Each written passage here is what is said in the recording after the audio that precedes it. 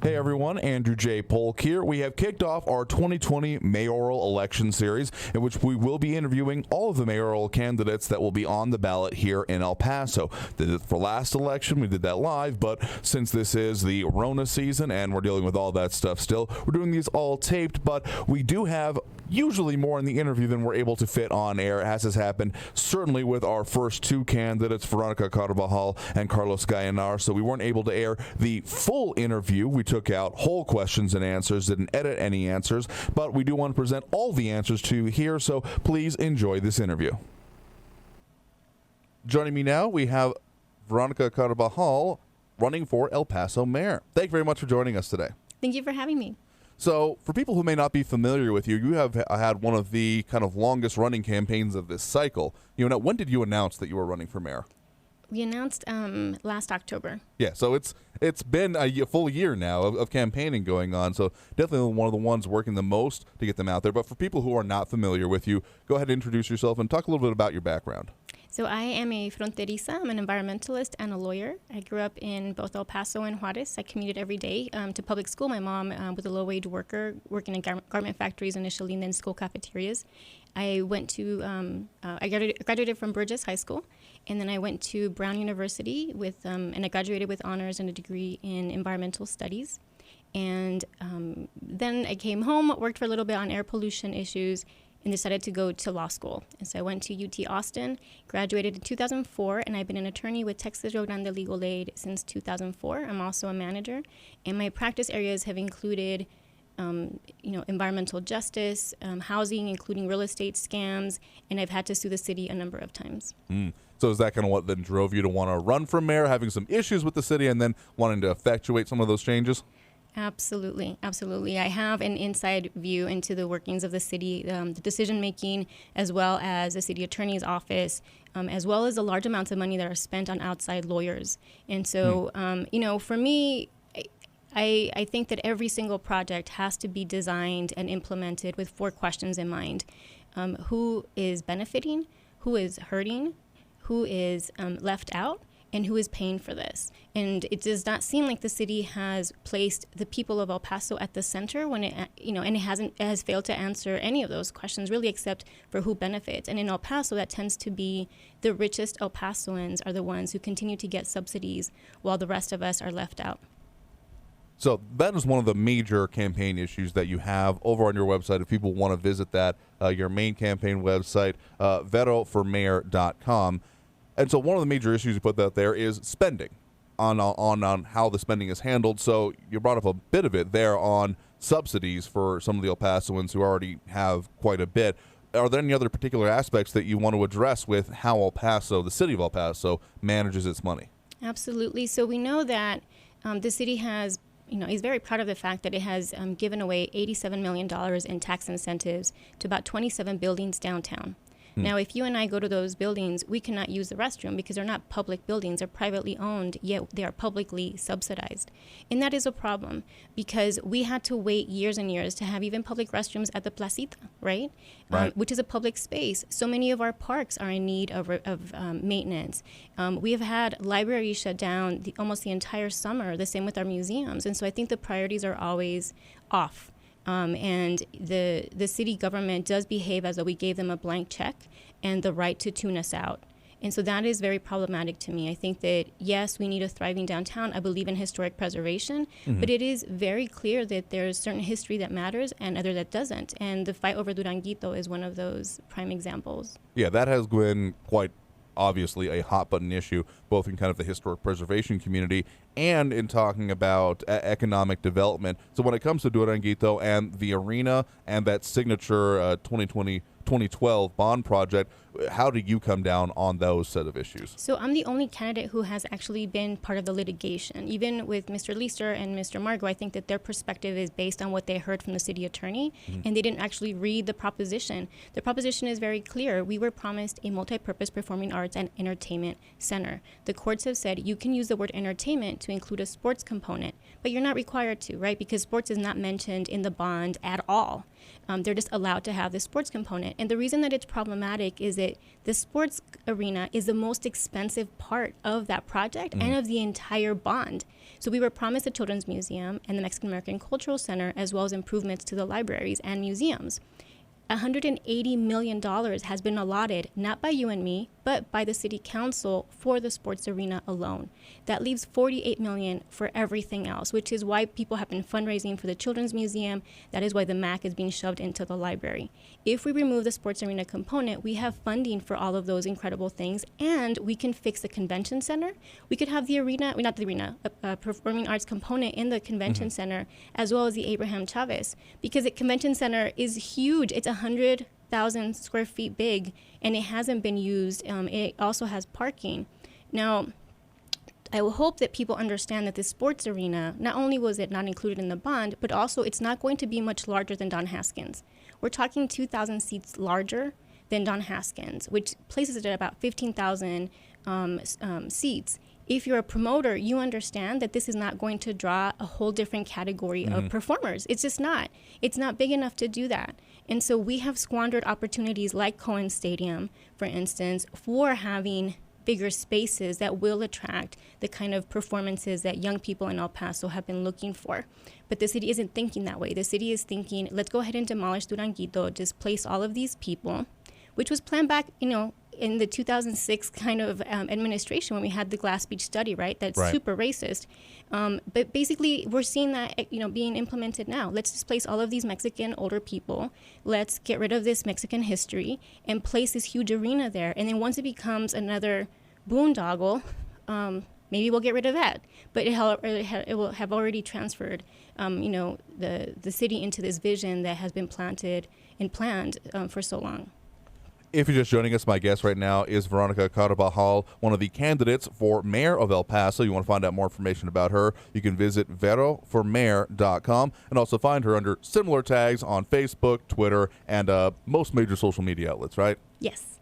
Perfect. So one of the things you mentioned that is kind of your areas of study and practice is that of climate change. And that's one of the major issues for your campaign as well. How do you envision affecting that here on the local level?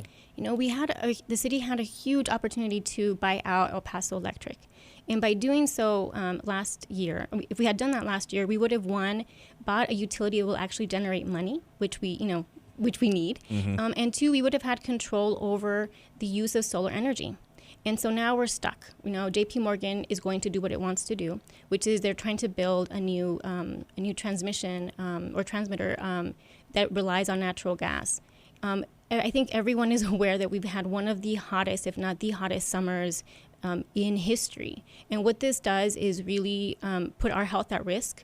It limits our economy. Think about construction jobs, right? Workers cannot be on roofs or working outside if it's over 100 degrees for many days.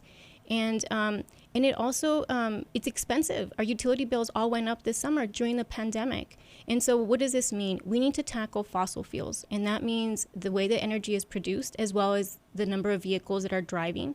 And right now, our city government is not intent on that. One, like I said, they passed up this opportunity with El Paso Electric. And two, they want to expand I-10, which is going to increase traffic, especially downtown, which is already, a heat island and is already facing all kinds of issues.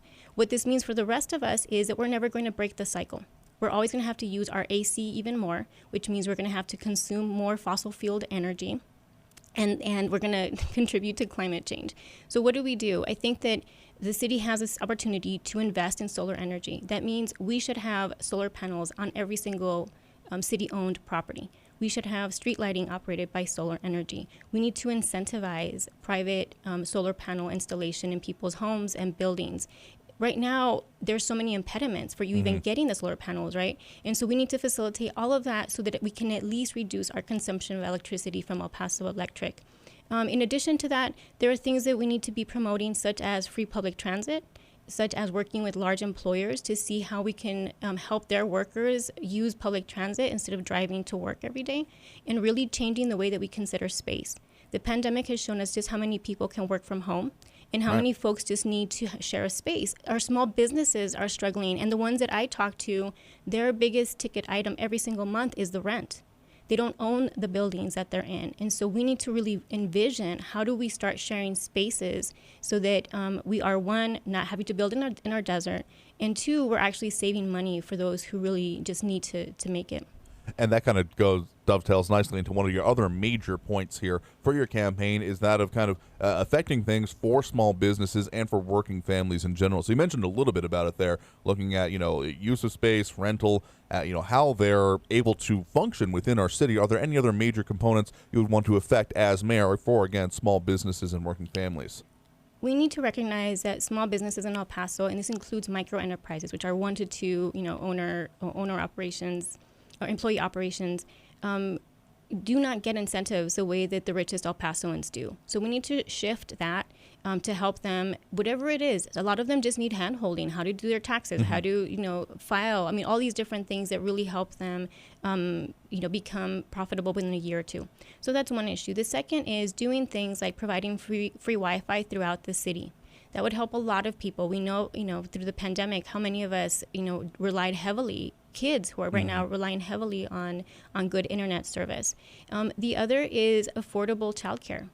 That is going to help small businesses as well as just working families in general. So I'm trying to figure out, how do we are going to fight really hard to increase wages in El Paso, but it's not just about increasing wages. We need to make sure that whatever money you get is actually going a lot further. Can we provide these services for you so that you do have now disposable income to spend on small businesses instead of really expensive childcare? And so with small businesses in particular, I do want to focus on certain categories. The arts, we know that El Paso and Juarez are a hotbed for, it's a bad term, they're a gold mine for the arts. And we've seen that even in our campaign. There are so many incredibly talented people who could easily go somewhere else, but they're choosing to stay here. And so I want them to stay here and just export their talent. Let's export talent and not people. The environment, we need to figure out really green technologies as soon as possible so that we are able to survive into the next century.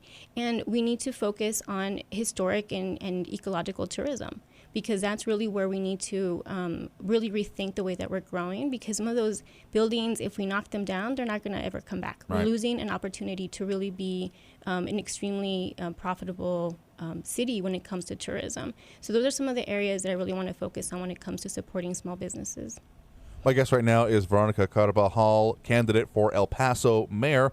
Remember, we have election coming up here November 3rd. If you want to find out more information about her, some of the positions we're discussing here and more, you can visit veroformayor.com and also look for Veronica Carbajal or Vero for Mayor on your favorite social media platform. So we've gone through a lot of your major points for your campaign here, but one of the ones that I think dovetails also nicely with spending is discussion about what the priorities are for emergency services, particularly for police. This has, of course, been a hot button issue across the country over this summer into the spring for a variety of reasons. It hasn't been discussed as much here, though. There's been a lot of discussion about it. What would be your priorities for funding of police or other emergency services if elected mayor? So, just to be clear, I was the first candidate to talk about transforming the police department, and that was back in June. And I received a lot of criticism about it, and I've had to speak about this issue a lot, and I'm very proud to speak about it because we need to speak about it intelligently and not emotionally. And so, since then, I have had there's a number of reasons and examples of how we are failing people with mental health in El Paso. The El Paso Times did a story on a young woman who committed suicide, the night after the police stopped by and spoke to her for an hour and said, she has no signs of lethality. And so this is a prime example of the fact that our policing does not reflect the needs of the community. We have a huge problem with mental health. We have a huge problem with addiction and with domestic violence. And what we seem to be doing over and over is policing and punishing these issues instead of solving them at the root. And so we need to rethink the way that the police system is set up and the kind of expertise that these officers have or don't have. And that includes not being able to deal with people with mental health issues and the fact that we need more caseworkers, we need more social work to be tied into this into our policing system in general. If you have a protest, especially if it's for Black Lives Matter or for Duranguito or for even, as we had a couple of weeks ago, against the power plant construction, the police will show up. They will be there. They will be there on foot. They will be there on bike patrol. They will be there in their vehicles. Sometimes they'll be there in riot gear. But if you call and you have an emergency for, say, sexual assault, they won't show up for hours. And I have this on good authority. People have called me and said this to me. That does not make any sense to me. Like, where are our priorities? How can we say we don't have enough officers? Yet, if I organize a protest, let me tell you, they'll be there in droves. Yet, they won't be there if I have an actual emergency. That is why people are so upset. I think that we have to realize that no one wants to protest. No one wants to riot. No one wants to do that. But the fact is that if we don't deal with the lack of accountability at the police department, we're going to get that.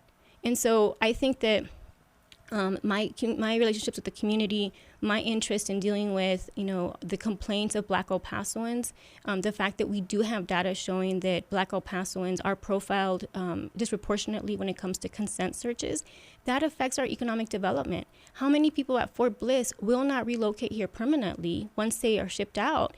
Because they were not welcomed here, because they were harassed by the police. Like, we are losing an opportunity to be welcoming and to be more diverse because of this behavior. Moreover, how many lawsuits have we already had to defend against the police department, and will continue to have to defend if we don't change course? So what do you feel that means for then, from the city's aspect, they handled the funding for the police? They set some policies of it, but a lot of it is then under kind of the police chief, which of course there is a decision able to be made by the mayor, but funding is kind of the major both tool and hammer that the city has and the mayor has in affecting that. What would you be looking to do with funding levels for the police? You talked about some other initiatives. Are you looking to shift funds away from the police department for these other initiatives? We need to engage the community, everyone in the community, people who have disabilities, people who are Black, women, people who maybe have been through the system, to figure out where we need to reallocate funding, so that we really are the safest community for everyone. And so that would be the first thing. I don't know what we'd have to go back and reallocate right now, because I want to speak to the community directly to see where things are going wrong and where they can be improved upon. And I do know that the pension plan is one of the most expensive ticket items, and we may not be able to do a lot about that. But there are things that we need to really think about in terms of, ammunition, vehicle purchases, riot gear purchases, buildings, all of these things that really end up being very expensive in relation to other community services that are consistently underfunded. They're consistently fighting for a little bit of money, and that includes, things like dealing with the homeless population. I mean, those groups do miracles with the little amount of money that they get, when in reality we need to be reallocating so that we don't have to repeatedly deal with these issues.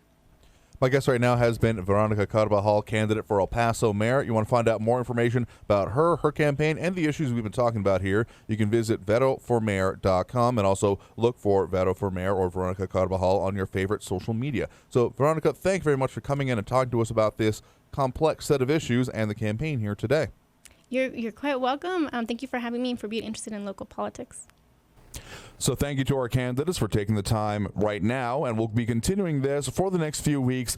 Again, all happening before Election Day, but some of them into early voting. And don't forget, of course, Talk El Paso will be starting to go daily starting Monday, October 19th. Will no longer be on Saturdays, but Monday through Friday at 4 p.m. on News Radio 690 KTSM and on social media as well, primarily Facebook, but other ones as we're able to integrate them. So all of that is coming. That is all very exciting. And don't forget, of course, that early voting goes from October 13th through the 30th, and of course Election Day is November 3rd. To find out all the information you need to know, both for registration, making sure you're registered, and where to vote whenever you're voting, you can go to epcountyvotes.com. So thank you for watching this video. Hope it has informed you. Let us know what you think in the comments, and of course be sure to like, follow, subscribe. Just let people know about us so that we can also spread this message and help get more informed people out to the polls. I'm your host, Andrew J. Polk. Thanks for tuning in.